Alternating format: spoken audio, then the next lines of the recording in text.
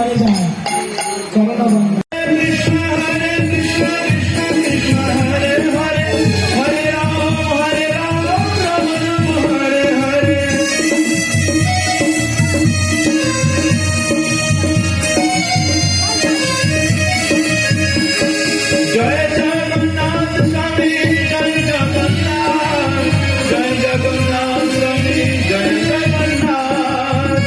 আমি অবস্থান করি, যেখানে ভগবানের নাম গুণকীর্তন হয় সেখানে সাক্ষাৎ ভগবান বিরাজ করেন।